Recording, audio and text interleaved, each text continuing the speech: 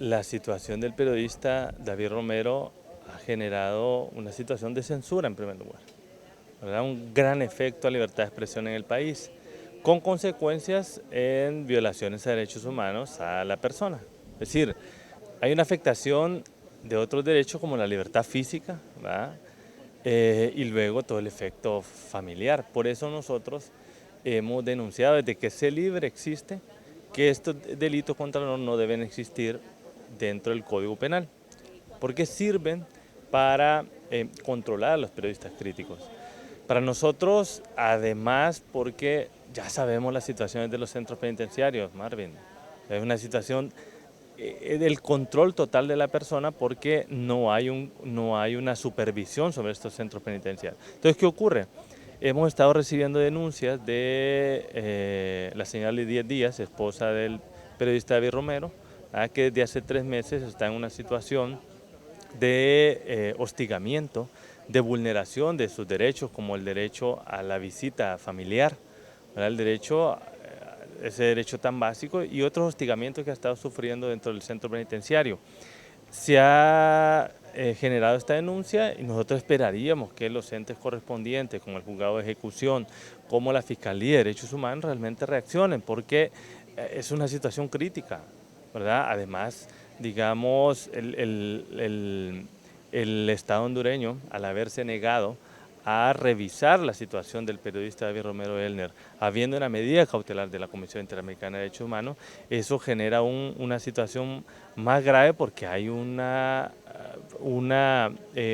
acción internacional concreta y sobre eso el Estado hondureño sabe que no se puede negar a resolverlo, ¿verdad? Entonces el periodista realmente está en una situación de inseguridad jurídica incluso porque el Estado hondureño no acata esta resolución internacional. El Estado de Honduras, lejos de acatar esta petición del sistema interamericano, recibió ataques por parte del presidente del Poder Judicial. Abogado, ¿tuvo acceso a esas declaraciones y cuáles son sus consideraciones? Es que mire, son realmente argumentos falaces los que da el Estado. Es decir, primero dicen que es que una jueza de ejecución es la que ha desatendido y o sea, ya sabemos cómo funciona aquí. A David Romero Elner, toda esta condena, vimos que todo el aparato del poder ejecutivo, que es realmente el poder político en este país, pues con la campaña de estigmatización previa y posterior a la sentencia, le estaban ordenando al Poder Judicial prácticamente lo que tenía que hacer. Es decir, la campaña de estigmatización desde el señor Evaldía y desde o sea, la propia Casa Presidencial, porque es el secretario de la Presidencia quien emitió toda la campaña de estigmatización contra David Romero, previa y posterior a la captura.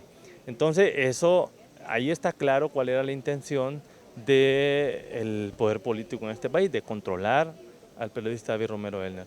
Entonces, realmente, al final de cuentas, el Estado hondureño le va a tocar resarcir esa situación al periodista David Romero porque hay una situación grave, ¿verdad? No solo de libertad de expresión, sino ahora sobre la libertad física y otros derechos, ¿no? Como el derecho a ser visitado por su familia. ¿Y cuál fue la reacción sobre este tema del relator especial por la libertad de expresión de reciente visita en Honduras, doctor? No, de preocupación. Hubo una reunión privada, por supuesto, entre sus apoderados, la organización CIPRODE, que es la que lleva la medida cautelar, y la esposa del señor David Romero Elner, ¿verdad? Todo lo que se conversó ahí no lo conozco, ¿verdad? Porque es, por supuesto, confidencial, pero sin embargo, nosotros también le transmitimos nuestras preocupaciones y el compromiso del relator es, pues, darle seguimiento a la Comisión Interamericana porque el Estado hondureño se comprometió a cumplir con la Convención Americana de Derechos Humanos. O sea, no es que eso surgió del aire, sino que el Estado hondureño se comprometió al ratificarlo y esa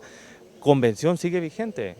O sea, la responsabilidad del Estado hondureño a nivel internacional es el propio Estado las que las generó.